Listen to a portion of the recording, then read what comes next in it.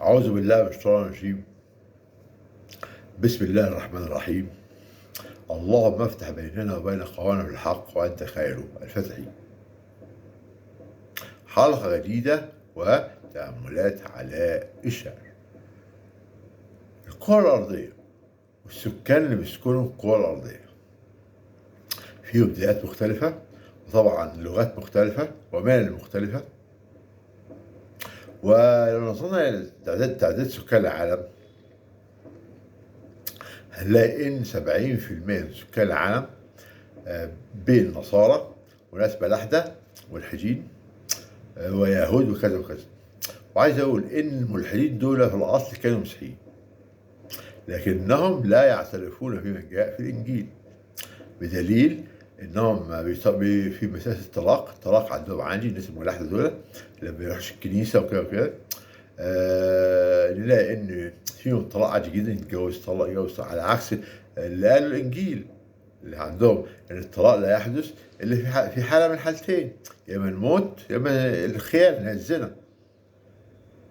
إذا فإن العالم فيه ملاحدة كتير، غير اليابان والدول اللي هي في آسيا دي أصلا دول ما وصلتلهمش الرسالة.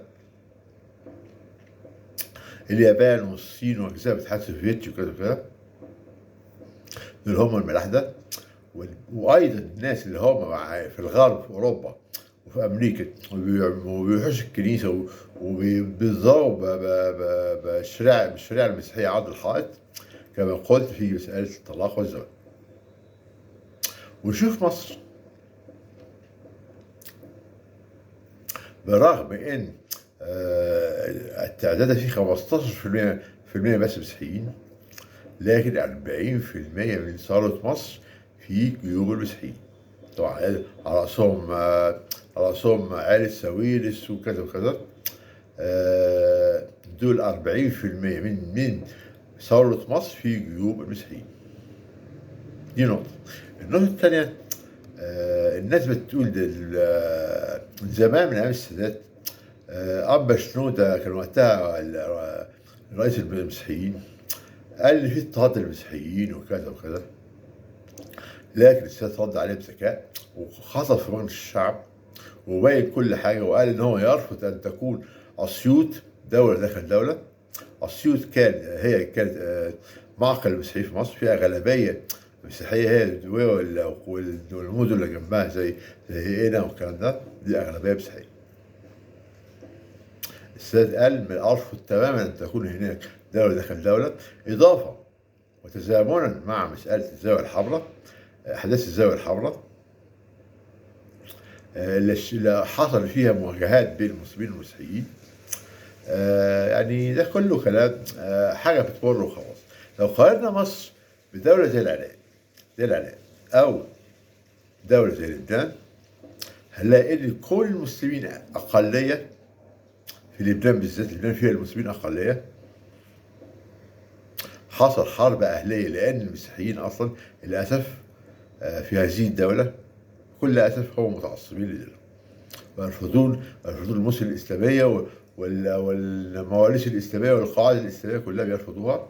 من هنا قامت الحرب الطائفية في لبنان اللي استمرت من سنة 75 لسنة 91، 16 سنة.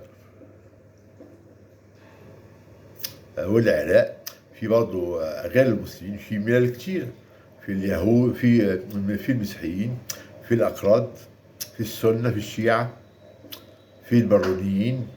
يعني برضه العراق فيها توليفة غريبة من الجينولوجيا. ده مش الموضوع نشوف الموضوع هي المسألة الحق بقى. الناس المسيحيين يقتلوه، ده ابن الله وانتم مش محترفين، كلام كله بيحب يزنقوا، عايزين يزنقونا عشان في الاخر نوصل ان احنا نكفر بالقرآن ونكفر بآيات القرآن، بالرغم ان القرآن فيه آيات صريحة سواء بالثناء على الأقباط النصارى أو بأنه يصفهم بأنهم فاسقين. في سورة المائدة ربنا سبحانه وتعالى في آية بيقول ربنا سبحانه وتعالى: وتجدن أشد الناس عداوة للذين آمنوا هم اليهود والذين أشركوا ويتجنى أقربهم مودة الذين آمنوا الذين آمنوا بأن هم النصارى، لأن فيهم قسيسين ورهبان وهم لا يستكبرون. دي طبعا ثناء من الله سبحانه وتعالى على اخوات الملتزمين بدينهم اللي عندهم محبه. هو ده بيقول لك الله محبه الله محبه. في ناس فعلا في المسيحيين عندهم محبه وعندهم ومفيش تعصب. يعني دي حاجه حبيت اقولها، ان ربنا اثنى على المسيحيين في كذا موقع في القران، وفي نفس الوقت اللي هاجم فيه اليهود ربنا نبذ اليهود واعتبر انهم ناس خارجين عن المال، والى الان اليهود عايشين في الارض. ده مش موضوع. شوف بقى بقيه الحلقه. عمر الخطاب ساعه ما حصل فتح القدس وكده، والجيوش الاسلاميه اجتاحت شمال افريقيا واجزاء من اسيا، العراق دلوقتي واليمن دلوقتي، في حكايه في مساله الفتوحات الاسلاميه.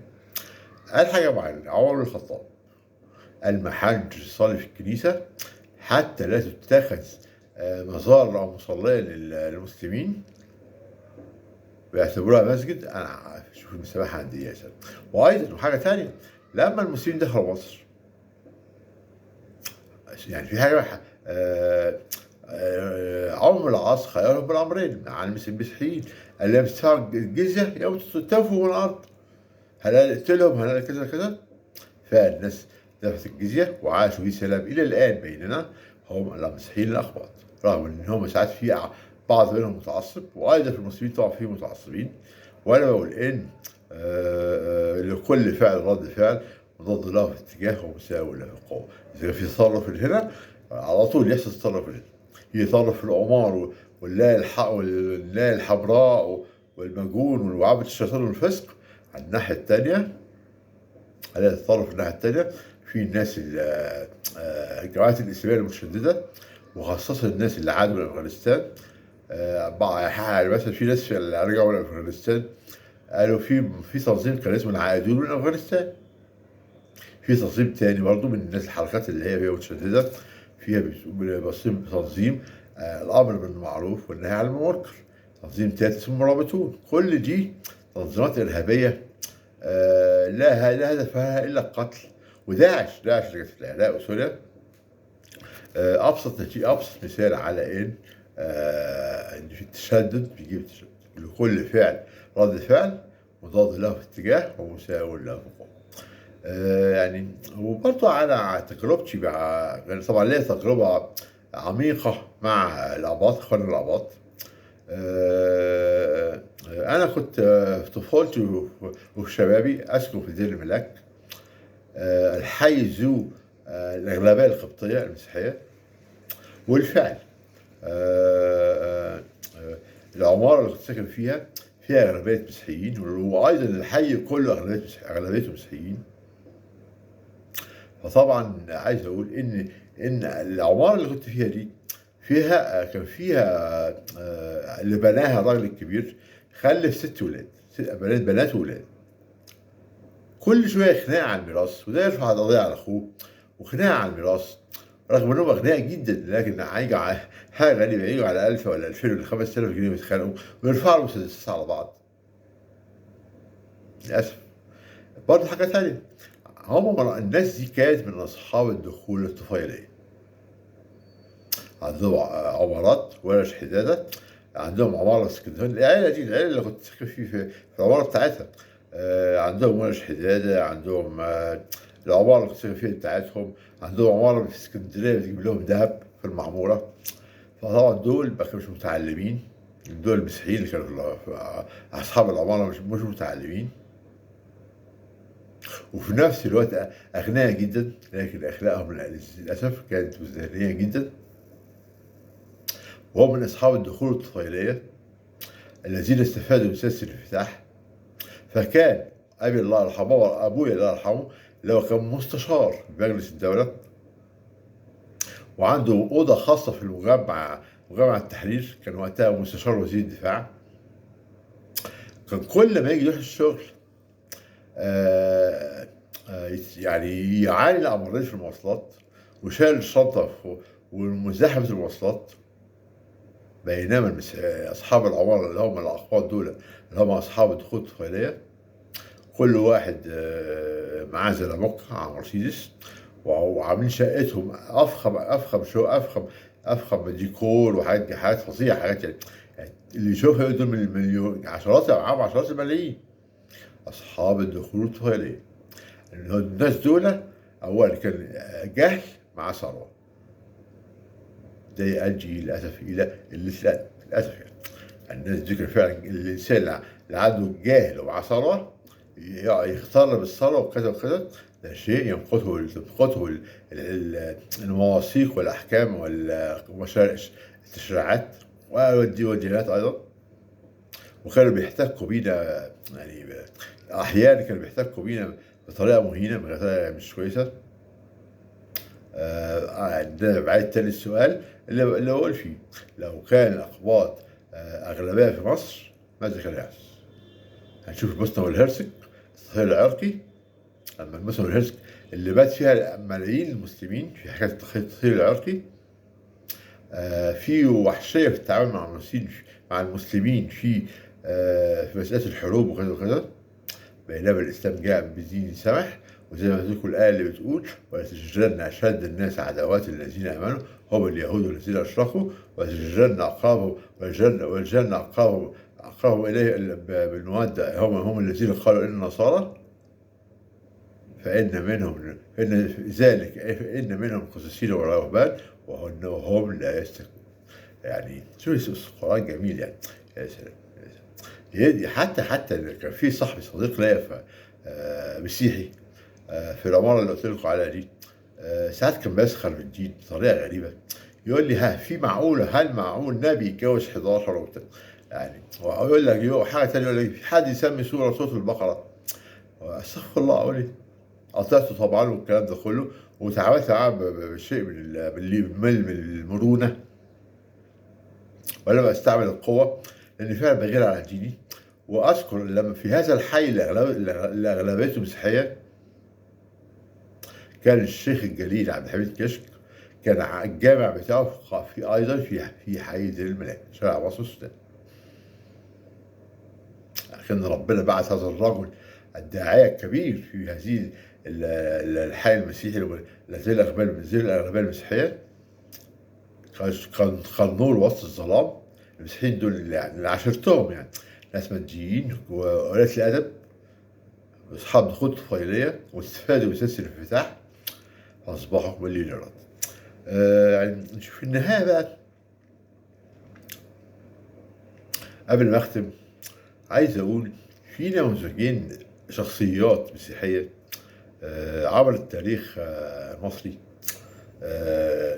للأسف عملوا ارتكبوا أشياء سلبية وجريمة في حق الوطن. أولهم قاضي اسمه بطرس غالي. سمعنا طبعا حاسس من شوية، وازاي عشان عسكري انجليزي مات بضربة شمس وتلخص النار، اشعاعات النار في الجورن بتاع القرية اللي اسمها دنشواي. الفلاحين طردوا العساكر، جريوا خافوا، واحد منهم جاته ضربة شمس ومات. طبعا لورد كرامر كان وقتها الحاكم العسكري البريطاني، قام وانتفض وحس بالإهانة، وكان القاضي العميل اللي اسمه بطرس غالي كان هو المسؤول عن هذه القضية. وهذا الخائن حكم بالإعدام على 13 فلاح مصري بدون أي وجه سبب وهو بريء. تاني واحد يوسف بطرس غالي اللي هو كان وزير قطاع الأعمال في حكم مبارك أثناء عهد مبارك. لما عرف الثورة هتطوله عمل إيه؟ لم كل ما استطيع من أموال أشياء تخصه، بل واختلس وفر إلى أعتقد إسبانيا وإيطاليا وكده، ومع الفلوس لما حس إن هيقبضوا عليه وينكشف المستور والفساد الفظيع اللي عمله، فر. هذا هو اللي الآن حي يرزق على قيد الحياة، يوسف بطرس غالي. كان وزير قطاع الأعمال. دول مثالين حبيت أقولهم قبل ما أختم للناس الأقباط اللي هم ليهم تصرفات سلبية. وعايز أقول إن أيضا نجيب ساويرس وعائلة ساويرس دي من أغنى أغنياء مصر، وحتى لو يحسن الظن بيهم إنهم بيدفعوا الضرايب كذا وكذا، لا، نجيب ساويرس داخل المناقصة. خلوا بالكم دي بقى داخل المناقصة في جنوب سويسرا وشمال فرنسا حتة اسمها جبال الألب. الدولتين حبوا إنهم يقلبوا جبال الألب دي منتجع سياحي، وحصلت مناقصة. اللي يستغل اللي ياخد هذه الأرض اللي هي كنز، كان الكنز اللي ياخدها، حصلوا أو يبنوا عليها شاليهات وكلام من ده. حصلت مناقصة وفاز فيها نجيب ساويرس وعيلته بهذه المناقصة، واندفع لكي يفوز بالعطاء ده. تكبد مليارات الدولارات. طبعا ده هيعود عليه الفايده لو عمل شاليه وكل شاليه يبيعه كم مليون، هم كده 200 300 شاليه. يعني شو الثروه اللي هتنزل عليه من السماء. ده يوسف بطرس ده هيجيب سيرفيس بدل ما يستثمر في بلده ويفيد بلده. يعني شوف عمل ايه من اجل المال وحب المال. يعني ده كلام عايز اقوله في هذه الحلقه بدون تجني او افتراء على المسيحيين. واقول ان الدين الاسلام دين السماحه. وتساءلت واني اتساءل لو كان المسلمين اقليه في مصر ماذا كان سيحدث؟ ده ان شاء الله كانت هذه الحلقه بعنوان المسلمين والمسيحيين في مصر. وارجو ان تكون قد نالت استحسانكم واعجابكم، ومنتظر تعليقاتكم. والسلام عليكم ورحمه الله وبركاته. على سعيد.